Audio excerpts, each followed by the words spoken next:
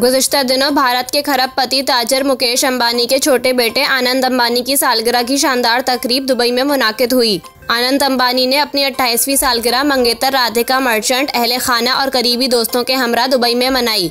तकरीब में मारूफ शख्सियात ने भी भरपूर शिरकत की।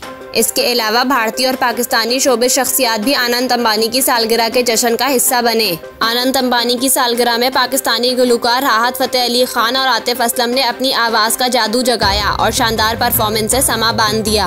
आतिफ असलम और राहत फ़तेह अली खान की आनंद अंबानी की सालगिरह पर परफॉर्मेंस की वीडियो सोशल मीडिया पर भी वायरल हो रही है।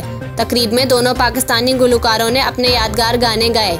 वाज़ेह रहे कि मुकेश अंबानी के छोटे बेटे आनंद अंबानी की गुज़िश्ता साल मारूफ भारतीय बिजनेसमैन वीरेन मर्चेंट की बेटी राधिका से मंगनी हुई थी और अब दोनों जल्द शादी के बंधन में बंधने वाले हैं।